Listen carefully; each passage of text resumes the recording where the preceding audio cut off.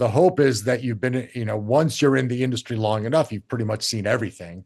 So it makes it a lot easier to solve problems, and it helps you know how to connect the dot with people. But look, if I didn't see a new problem this month, I'd be shocked.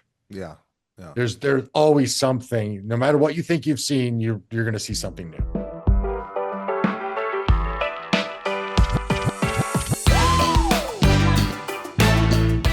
Welcome to the show.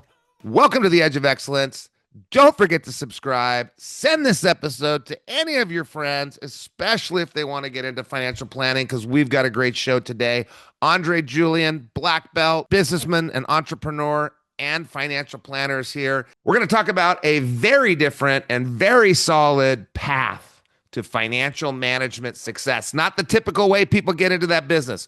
We're going to talk about the skills and character traits you must have to do well at the job. We're going to lay them all out, and we're going to give you an example of positivity and Zen so you can see what it is and let go of frustration.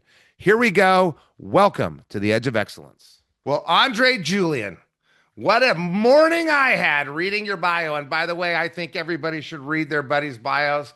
I've learned so much about you, and I'm so excited that you came out of the dojo, out of the office, out of the world championships, off of TV to make time to share your wisdom with all the 20-somethings of the world so they can follow in your path. Welcome to the Edge of Excellence. Thank you. Appreciate it. Thanks for having me. Without a doubt, it's an honor to be invited.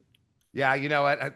Just your humility is a little off for me, because where I see you at one of the least humble places on earth, the Michael Cato household, and yes. No one there is humble. But we're going to get into coming from an immigrant family, a broken home, gambling, drugs, and alcohol, part of your surroundings at all time. We're going to get into that. We're going to get into UCI Masters and Yale School of Management.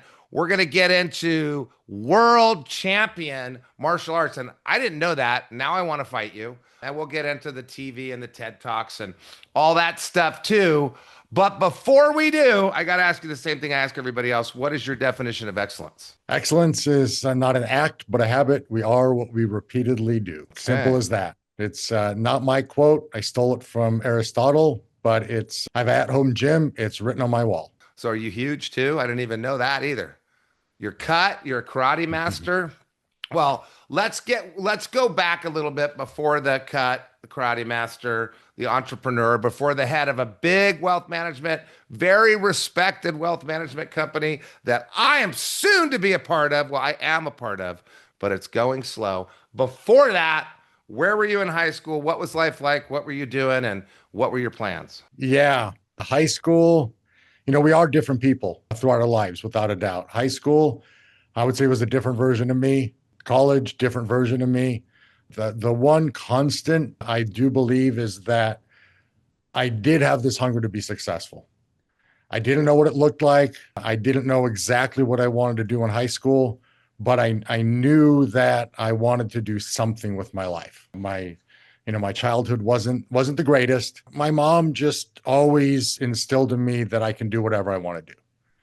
And that just gave me this drive to say, okay, well, if mom says it, then I can do it. So what was the bad side on your father's side? What's up with the drugs and the gambling and the alcohol? Yeah, that was, I had look, we all have a weird childhood. That's, it's I guess our own version of weird, but yeah. So my parents got divorced when I was 3, and I lived with my mom for quite a while. And they were both immigrants, but she at that point was, jobless, wasn't skilled in anything, went to college, had her degree, but, basically, we were on welfare, food stamps, et cetera. And for the young listeners that don't know what food stamps are, that's where the government sends you stamps and you can go buy food. So when I was a kid, I thought, oh, this is great. The government gives us free food. But then when I was about 12, my dad came back into my life. I hadn't seen him for years and years.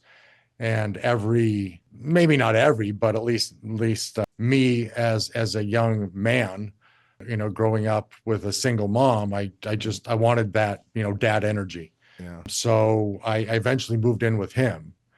And it just turns out that he had some hobbies that were quite interesting, Okay. which are, gambling, drinking, etc.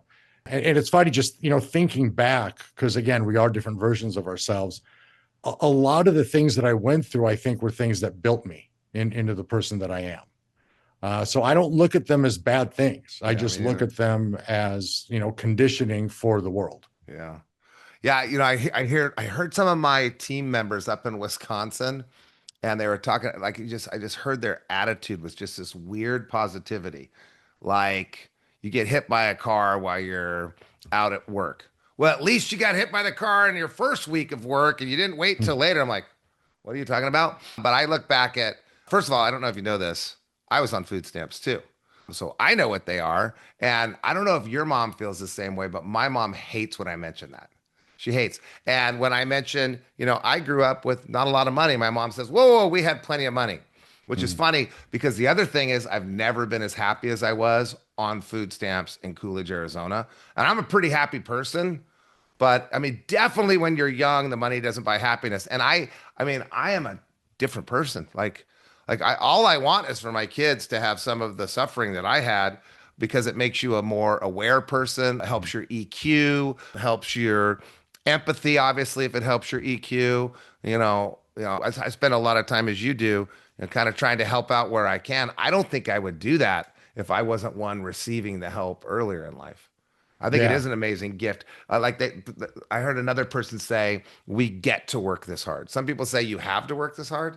No, no, no. We get to work this hard. So you got to deal with some dysfunction and you got to deal with some bad things. And I Right. know, and I always got to pause on this. If anybody has an issue and they're dealing with, more than what we're talking about here today, or you feel like it's more than what we're talking about today, please reach out and get help. You can call me, you can call your friends. I'll get the suicide hotline on here if that's necessary. We do understand that not everybody sees the light at the end of the tunnel when they're going through this stuff. And probably both Julian and I didn't see the light at the end of the tunnel. And I remember some of those times where the light didn't seem very bright. So please reach out and get help if you're suffering. If you're at College Works, we have Dr. Dorothy. Please call her. But that said, man, I'm glad I lost all my money a couple times. I'm glad that I grew up in a situation like that. I did grow up with, it's weird, perfect parents, and I've been tested. There's like some weird test, and some guy did it, and he's like, I've done this with over 500,000 people. There's only been 7 that don't have any baggage from their parents. And so I don't know what they did. So all the baggage you know about me came from me. None of it came from my parents. But so I don't have any of that stuff shaping me. I have the food stamps, but that wasn't their fault. It became empathy. I think it became empathy. So you were struggling a little bit, 12, left mom's house to go with the man she had already divorced. And then you went to high school living at your dad's house. Yeah. Lived with my dad during high school. And And so that was, what was going on? yeah, it just, it's weird as you think about it. Again, all the things that you went through, they form you.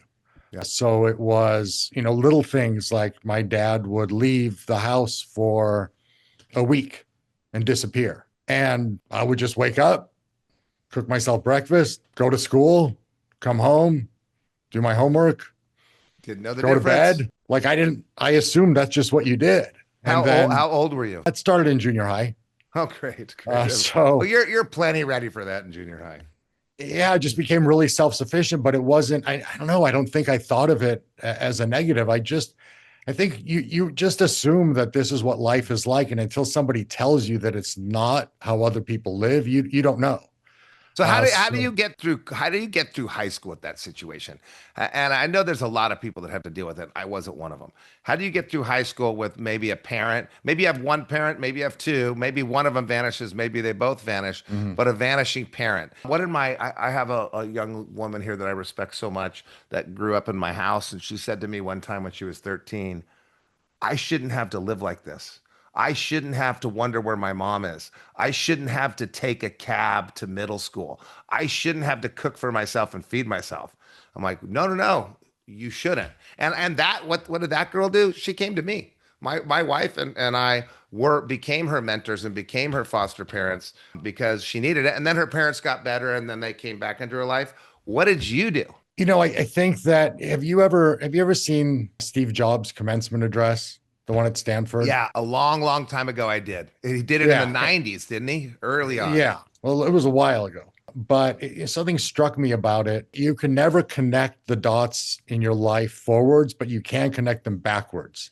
You get these epiphanies like, oh, yeah, I learned that because that happened. And so I think this is going back to when I was with my mom. My dad would have visitation rights. That's kind of the way that it worked back then. And so every other weekend he would have me. And so I would sit there on Friday and everything would be packed up and ready to go, suitcase, right, and extra clothes, what have you. And I would sit there and wait. And he never showed up. And then it would be, midnight. And my mom's like, look, he's just not coming. And then Saturday morning, I'd wake up. I'm like, okay, maybe he'll come today. Oh, God. And I would wait. And then he just didn't show up. And my mom was like, look, you've got to stop. Like, you've got to live your life. He's just not coming. And so every other weekend, it was that. It was my dad just didn't show up. And on the rare occasion that he did, he would pawn me off on my grandparents. So, at some point, even when I lived with my dad, I actually ended up living more with my grandparents than my dad. So the reason I just thought of that was because I'd already been conditioned. Like, I'd become conditioned to, oh, well, yes, I want this person in my life. I want my dad in my life. I want to play football with him and wrestle and, do all the things you're supposed to do with a dad.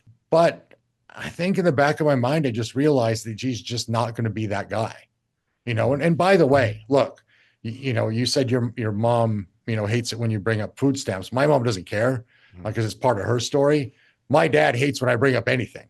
And look, I love him. He did the best he could, and that's it. He did the best he could. So you learned I guess you learned real powerful forgiveness. I guess you learned to play the cards you have. I mean, there's a ego grappling, controlling maturity that happened right then and there. And it's so different than who you are as a parent yourself. So condition. I wish you weren't conditioned, but I'm glad you see it positively. So you're going to high school, and what'd you do to make up for the dad, the grandparents? No, friends. I think friends. And I think that's where, you think about how you're different. And again, always driven for success, even though I didn't know exactly what that looked like. But I think in high school, phenomenal question, Matt, by the way, I think that my friends became the substitute for my dad. Was it their parents too, or just the friends? Yeah. I just, it's just coincidentally about a month ago, I had lunch with one of my friends from high school. I don't keep in touch with a lot of them, don't have a lot in common with them, but this one do have a lot in common, business owner, sold his business. And he had a very, very good family structure. His parents were awesome. They would take in strays. So, a lot of times people would just be hanging out at his house, which was great. Very religious family. They did a Bible study every Monday night. And I'm not even kidding, 100 kids would show up every Monday night. Wow. It was, his parents were just so inviting. But, you started developing this friend group, became very close to his parents. They would cook me dinner, cook me meals. Sometimes I would stay there for a week at a time. I think one summer I was there the whole summer. You find substitutes. I chose, I think, consciously to not go on a bad path, right? Not get into drugs and not get into misbehavior, not do things that maybe a lot of you saw what it can do. Yeah. And I didn't want to go down that road. You saw the bad side of it. All the other kids are going, oh, this feels so good. You saw what happens when you feel so good a few too many times. Yeah. I will say this is going into, some maturity at some point, realizing what, again, what do you want to do? Because again, I was clueless at the time, but I did know that I didn't want to be my dad. Yeah. And so I just started doing everything opposite because I figured, okay, well, let's not do those things. Let's do these other things. Let's wake up early. Let's stay in shape. Let's eat well. Let's just do all the things that he doesn't do. And then you just start forming your own personality at some point. Do you consciously chase down the not to do example providers to use as your opposite pole setting? Like, are you watching people do things wrong and going, okay, I'm not going to do that all the time? Has that continued in life? Maybe subconsciously, but maybe it's just a quick decision, but I don't do it consciously. So I don't know that I was conscious of it until you started talking, but I've always wanted to do exactly what my parents did, both of them. And then I see like my business partners got involved in my life, and it's like I wasn't thinking about, I don't want to do what he's doing over there that's bad. I'm constantly, I want to do that. I want to be like that. And I learn better by watching people do something excellent than I do by getting feedback, which might be an ego thing. But interesting. So I wanted to share this with you while I got you, because you got me thinking about this, because my house is the house, and they're not strays. My house is the house that people can come to when things aren't as good for them as they should be. My house is the house that people can come to when they want to be respected and treated like adults and not talked down to. Our house is the place you can come to when you need a shelter and you need food because for some reason it's not being provided when you're a little kid. And just to share with you, I don't want anything back. I don't need these young women, and most of them are young women, my daughter's friends, but my son too. I don't need their thank you. I don't need him to stay in contact with me. I don't need him to check in.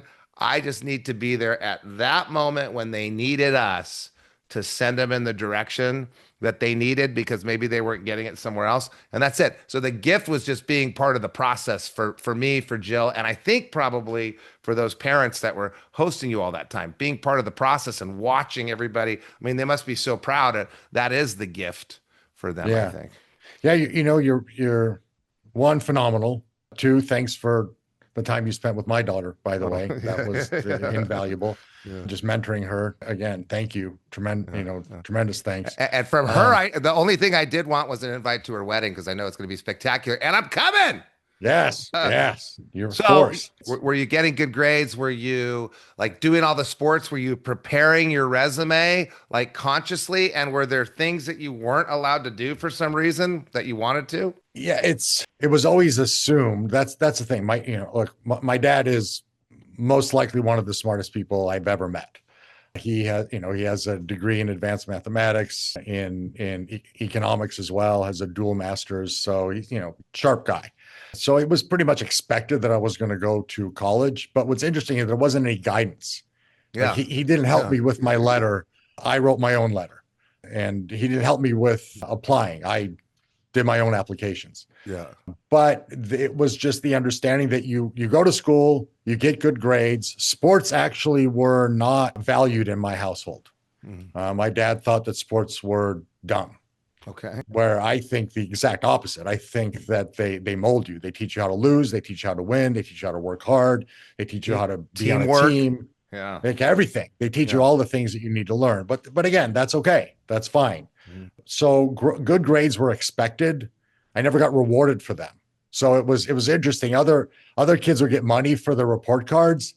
My dad just said, "You're expected to get A's. Why should I give you money for that? That doesn't make any sense." Yeah. And I'm like, "Oh, okay." So high expectations on the academic side, which is why it was pretty easy to get into school because I had good grades and I had enough extracurricular activities that I had a decent resume. And where were you living for high school? In beautiful downtown La Habra. La Habra. Okay, Oh. nothing but the best. And so you went to UC Irvine, and you were there the same time as my good friend Nicole McMacken. She was at UC Irvine. Got to introduce you to. Yeah, she's a big promoter of UC Irvine. So you're at UC Irvine. You're already smart. You already know you got to get good grades. You are starting to see the value of sports, maybe because sometimes what your parents say is wrong, and you figure it out. You're starting to see that. Did you know where your future lied when you were in college? What were you doing to get ahead in college? No, still just happy to have this freedom. Lived on campus, lived away. And so you left your dad's house and went to the dorm. Yeah, Okay. yeah. Went there, realized that I did not want to be an engineer. Okay. I got into UCI as an engineering student, and I was miserable. Just didn't like it. Wasn't something that I could remain interested in. So then it was, okay, what am I going to do? What am I going to do with my life? So I did what pretty much everybody else does when they're not sure what they want to do. I went into psychology. Oh, And no, and really the reason was going back. This is, that, by the way, it's not what what everybody does. I went into right, pre-law. That's what everybody does. But ah, if you've been damaged, I see a lot of times you might go into that. right. So good point. So maybe everybody that came from the background that I did, or a lot of people, Yeah, yeah, yeah. but I had, I did go to counseling with my dad to try to work things out when I was a kid. And the Dr. Barr was the name of the counselor. Still remember him. Super good guy, and genuinely took an interest in my health, right? My psychological health and well-being. And you can tell when people are genuine. Yeah. And I thought, you know what? I kind of want to help people like that guy helped me, Okay. Yeah. because I don't think I could have made it through So without there's a that positive guidance. one. There's a positive one you were chasing. Yeah. Yeah. And I'm glad that was my major. It led me to where I am, because it's one, really helps you understand yourself, really helps you understand forgiveness, really helps you understand people, which is definitely an important skill to have. And then also it led to me working on a big government grant project for one of the professors, which led me into graduate school. So you didn't go to graduate school for finance. You went to graduate school for Well, I psychology. went for, well, see, this is where, so I went to graduate school for criminology, law, and society, because I thought, oh, maybe I should become a lawyer. Okay. So that's how things start evolving. Yeah, Uh, what you got me, and I got to plug this book here real quick. Hold on a second. Just realized we're halfway through, because as you're talking, I was thinking about your book, using micro goals to achieve the success you seek. And mhm. one of those micro goals, the book's called Streaking to Win, Andre Julian, Streaking to Win, available everywhere. One of the micro goals is figure out what you don't want to do. Like, I don't want to be an engineer. I don't want to be a lawyer. I don't want to be a Right. doctor. Okay, I pass out at blood. I'm not detail oriented. Okay, then you limit all the possibilities of what you do want to do. So Correct. you're going to school and trying things out. Oh, that's the other thing that you got me thinking about. Again, the book, you go into this further education kind of down the wrong path, which I just remember what I was talking about. Going down the wrong path isn't a bad thing normally. It's just extra experience. Like if you have a finance degree and you want to go be an engineer, that's not going to hurt you. If you have a psychology degree Mhm. and you want to be in finance, it's not going to hurt you. It just gives you different experience. Geology was one of the classes I took that, believe it or not, like I talk about that geology class in business all the time for some reason. Or what was it, politics and religion in the Middle East. Man, I'm glad I took that weird class. I thought I was going to be a politician, decided not to, but I'm glad I got some information about that. So you're Yeah. searching and you've got a 4-year degree in psychology, and then you get a graduate degree in criminology pre-law. Then how'd you figure out what you wanted to do after that? Two things. One, the project that I was working on was white collar crime in the savings and loan industry. You start studying these very wealthy people in finance who were committing crimes. And what struck me was these people were very wealthy to begin with. Yeah. And I thought, oh, there might be something to this finance thing. Just kind of Okay. struck me.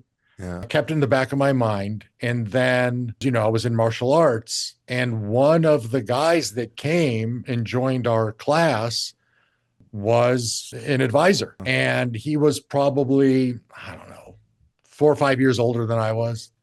And he, rolled up in a Mercedes and had nice clothes, and got to know him. And it's like, what do you do? Yeah. And he told me, and then just it started clicking, It's like because a I gut realized, feeling. It was a gut feeling inside you. oh yeah. Yeah. Well, because I was very good at math. I was Okay. always very good at math. That's how I got into UCI as an engineering major. I didn't, math is always been easy. I was very good with numbers. And particularly, I was very good with statistics and probabilities. So I see the world in that way. So I think it's easy for me to make financial decisions, because it really is all based on probability and statistics more than anything. And then with psychology, I wanted to help people. Yeah. And it just all kind of came together. It just Yeah. fit. Well, that's what your Okay, job is. this is a Your career I can job do. as a finance psychologist. Pretty much. Yeah. My wife wants me to tell you that you need to figure out how to get me to stop giving away money. There's some psychological disorder I've got right now, but we'll talk about that another day. So you're getting this exposure of what you don't want. Your gut's starting to tell you what you do want. You say it starts to click. I say, if you're listening right now, you don't know. There's something that starts happening that makes you feel sick on the things you don't like and makes you think, I don't know, on the things you do like. And then you're serendipitously taking advantage of opportunities. And I think that's a good reminder for people listening right now. We got to pause. And you and I watch them. They're flipping up and around, and everything's moving so fast. In 3 seconds to get your attention on Instagram, you go to the next video. We got to pause and go, whoa, did I like that? Was I good at that? Would I want to do that again? And not just the job you have, but the task you're doing. That person, should I ask that? How about your best friend's parents? Nobody knows what their best friend's parents do. You've got an opportunity right there sitting in front of them to pick their brain, because you never know what's going to give you the good butterflies in your stomach versus making you want to run into the bathroom and let it all go. So did you finish the degree? Yeah. Oh yeah, So of course. You finished both degrees. And then what happened next? You're done with degree 1, degree 2. I went to Australia for 6 months. Of course. Yeah, and my mom originally immigrated from Australia. They immigrated from Ukraine to Australia, then to the United States. She came, but so a lot of my family is still in Australia.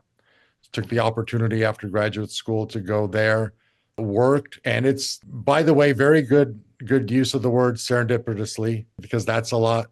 Life is that way, right? Yeah. You run into things, you run into opportunities, and you have to see them as opportunities. And I think you have to understand what advice to take and when. And it is just a feeling. Very often it is just a feeling. One of the parents of one of my friends in Australia did sales. And he was one of those guys that's like, young man, tell me about your future. Young man, that guy, which is cool. He was a cool guy. Yeah. And so we were talking, and I said, I'm really thinking about, getting into finance, maybe being an analyst, et cetera, et cetera. Mm-hmm. And he goes, oh, well, you should definitely do sales. I'm like, well, why? He goes, well, because you get paid what you're worth. And I thought, there's no way. That's scary to me. Like, you can show up and you don't have a salary. Yeah, that's how I saw it too. Yeah. Right. You're scary. Especially if you suck at it first. Yeah, but I just, you have that conversation. It's in the back of your head, and you keep it there. So then I came back to now what's interesting is in Australia, I ran out of money, which ends up happening. I did an internship at my cousin's company. It was called North Mining Company, not around anymore.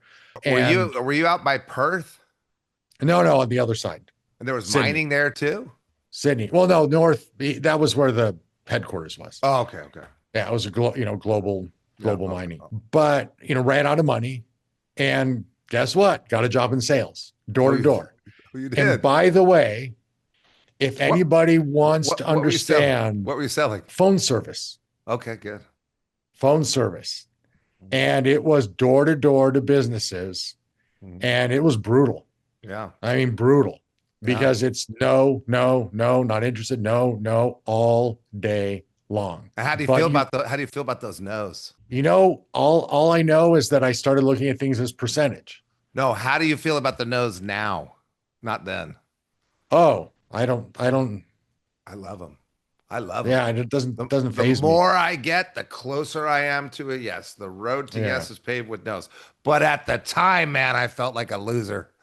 God, I hated it. Oh, it was. Yeah, I mean, when you're doing door to door and grinding away, it's again, I recommend it to anyone if you really want to understand how to be good at something and how to persevere through something and how to learn to face rejection and then learn how to overcome that.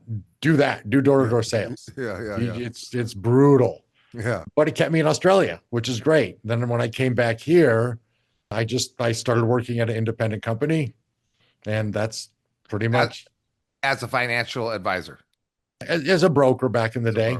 Okay. So you went psychology, criminology, phone sales, make your normal career. And Right. then you took your normal career and you used your expertise to tack on the TEDx speaker, to tack on the book, to tack on the financial analyst on the news. You stayed in that career since you were young. And once again, I just Right. want to plug the book, Streaking to Win by Andre Julian, available everywhere you want to buy a book. Great book. And it's an easy read too, not very thick. You can carry it on a plane, get through it in one plane flight, get a lot of great lessons. So let's get into that career. So there's a Mhm. lot of people that want to go into finance and they don't know what finance is. So there's all sorts of versions of finance. You can be in corporate finance. You can work. Accounting is different than finance, but you can take your finance degree and go into accounting. You can figure out project finance. You can be in real estate finance. You can be an investment banker. You can be all sorts of different things. Most people I run into when they think finance, they think financial planning. Why do you think Mhm. that is? Probably maybe the most accessible, most common. Like it's, seems you don't often run into an investment banker, Okay, right? You okay, don't often, or I think, finance, you either think, is it some, like a CPA, that's finance. That's yeah. pretty common. But yeah, financial planner, financial advisor, wealth manager, it seems like a pretty common financial career. Okay, and so if I was listening to this show right now and I was pretty good with math, like you say, and maybe I was getting a finance degree, maybe I was getting a psychology degree, maybe I was getting a history degree, what would the thing, what, like if I'm good at, what would make me tickle inside? What would give me that clicking about finance? What side of my personality do I need to be good at? So you talked about psychology, you talked about sales. What skills do I need to have to bring into the profession? One, you definitely need to have empathy, Mm, whether that's a skill set, a character trait, whatever you want to name it, whatever name you want to assign to that. But you have to have empathy. You have to be able to really understand somebody's situation, care about their situation, and want to help them. That's key. It really is. You'd think that maybe I talk no, about, no, no, no, no, no, no. I know, dude. If you're a narcissist, don't go into this. If no. you and I got a problem with narcissists, but we'll take the narcissists away. But if like you're just a deal maker, go you just want to cut deals and fight and go do it all and make a bunch of money, can't do this. It's got to No. be like number one. I want to help. It's got Mhm. to be number one because you're not going to be good if it's not that. Right. That's the number one character trait you need to have. There's a TED talk that I saw years ago, and it just struck me. You know how you see all these things and you just remember key things, and it was this woman who basically was explaining how you help people, how you convince them that you care. And yeah, and she said By caring. exactly, Yeah, yeah. exactly. That was it. Oh, that was She her. said That was her moral. that was her whole moral. Okay. But it was funny because she said, "Okay, you look in their eyes, you nod, expressions." And she went through all these key things that you learn at like a caring 101 class in junior college. Yeah. And she said, "No, all that stuff is crap." Yeah. She goes, "You genuinely have to care." Mhm. The end. And you That's know it. if you care. If you're listening right now, you know if you care. You remember your friends' birthdays. You call the friend that was feeling down yesterday. You check in on your teacher because they said something. You know if you're one of the carers. And then empathy, I just want to talk to empathy. You have to understand yourself and your emotions to be able to understand others. Mhm. So you can go online and look for feeling words online and just kind of try to figure out how you feel if you want to train yourself EQ and empathy. You can ask a lot of questions about how other people feel and try to internalize it. But if you're going into a consulting type job, which is what financial management is, wealth management, used to be called stockbrokers, first comes care, then comes empathy. And I was thinking about empathy when you said empathy, and I'm thinking, what? Like, you feel bad for me because my wife doesn't want to get a second house in Park City? Mhm. Like you're dealing with high net worth individuals, but still, and I get the care part. What is there to empathize with me and people and Cato and people like us that you're dealing with? Well, oh, and he's coincidentally showing up at my office like in 15 minutes. Just Okay, like, we're gonna have a guest appearance from one Michael Cato. but well, no, it's one is that you have to understand that the people that you're working with, the things that are important in their life are important in their life, regardless of what it is. But, we had a client come in the other day and he started crying because his younger brother had a heart attack and died out of the blue. And you basically go through a lot of different emotional experiences with clients, a lot. And if you don't look at them as someone who is at the very least a human being that deserves empathy, and hopefully at the very most a friend, people can see that, they can sense it, they can smell it. Yeah. Right. So you genuinely have to care. Like, it genuinely has to hurt your heart. You genuinely have to, look at that as if it was happening to you. So yeah, you're right. Okay. What problems do, high net worth people have? Okay. What about the kid who all of a sudden, gets on drugs and parents have to send him to rehab, and the two other kids are great. They got this one kid. They don't know what to do with them. They're concerned that when they die, that this kid's going to be left destitute. So how do you plan around that? How do you help them set up a trust so that their child is taken care of for the rest of their life, and that they don't have to worry that their kids are going to be on the street? Right. So there are all these things that come up, and you just have to understand, how are you going to help people solve these things? How are you going to help people in these challenges that they come up with? Because look, even rich people have big emotional challenges, Yeah. It was kind of an ironic question. So first you got the empathy, which includes care, includes focusing on understanding, includes wanting to help. Then you just kind of slid in there. There's a lot of problem solving, a variety of ways. So what's the character trait you need to be good at problem solving? Yeah, you have to be persistent / curious. I mean, both of those, but you definitely have to be persistent, because you're going to come across a lot of things that you just haven't come across before. And you have to be able to solve that problem. Yeah. And the hope is that you've been, once you're in the industry long enough, you've pretty much seen everything.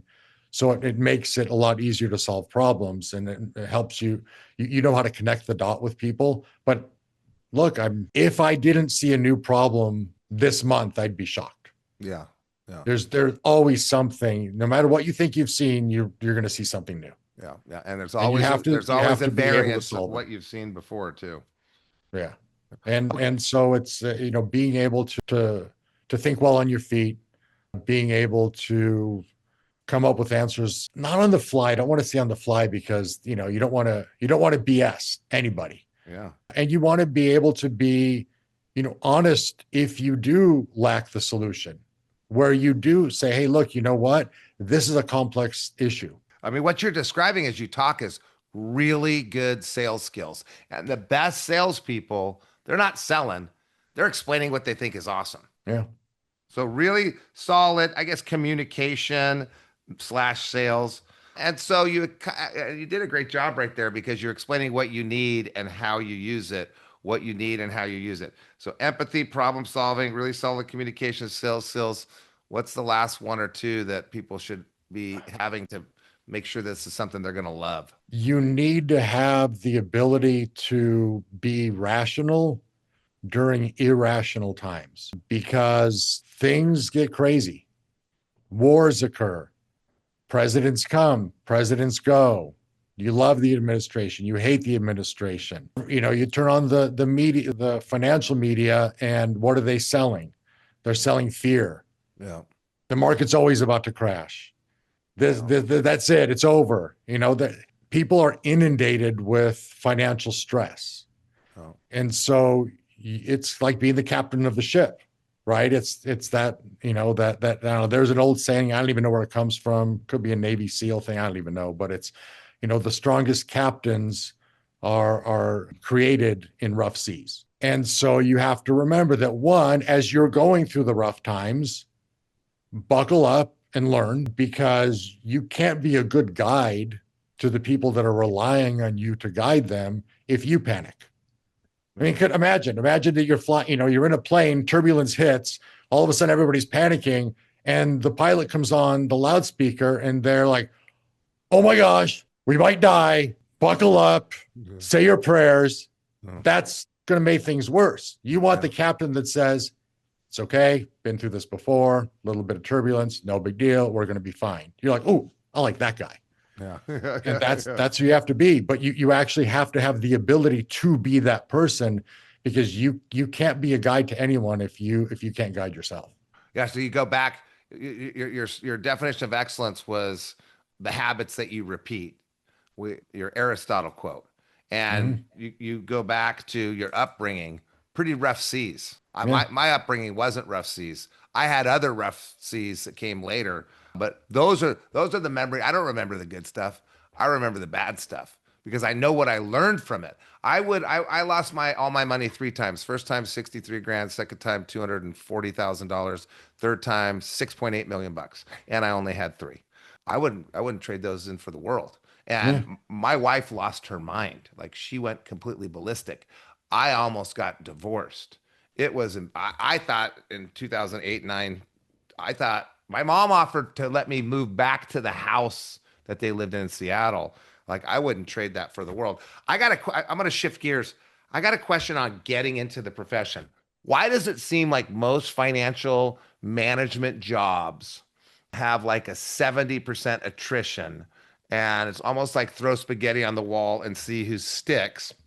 And it's this long series of cold calling, as opposed to there's some where you can take over a book of business or come in on a higher level. Why is that? Usually the training is just bad. And so it's the old, and I don't know why the industry is this way. It is throwing spaghetti against the wall. The big firms, they just hire a bunch of people and they just do the math and they figure, okay, if we hire 100 great candidates this year, then 10 of them will be great. And, 10 will be mediocre and 80 will quit. Yeah. And it's a weird strategy as a firm, but that's what they do. So the barrier to entry is actually pretty high because you don't have the experience, you don't have the understanding, you really don't. You're not in the position where somebody is going to say, you know what, you really sound like you can help me through all my financial issues and guide my family through the turbulence of life. Where do I sign? Yeah. Right? You're 22, 23, 24 years old. You have zero experience. Yeah. You're going to fail. There's a high probability you're going to fail. So you shouldn't, if you're 23, 24, 25, you shouldn't go take over someone's book of business and pay the next 30 months or whatever the fee is that you pay for that, because it's probably going to fall apart. Yeah. So I think it's in the training where, luckily I had really good training. I don't know if you can do this. So tell me if you can. Can you name off the 4 or 5 companies you can think of that have the best training for entry level? Oh, no. Okay. All right. You can't name competing companies when you work for a company. I've learned that on this podcast. But there are companies out there that people can research and go online and see which ones have the best training. And I'll give you some general advice, which I think is helpful, is that, and it's the way I started, it helped me. And my business partners, the way he started, and I've seen a lot of people that don't start this way fail, is start as an assistant, start entry level. I had my master's degree and I started as an assistant. Why? I learned the business from the ground up. I learned everything about customer service, about dealing with clients, about answering questions, about being able to say, you know what, I don't know the answer to that question. Let me ask somebody, I'll get back to you. And, learned the administrative part of the industry. Just you learn from, it's like an apprenticeship model. Is your daughter your assistant?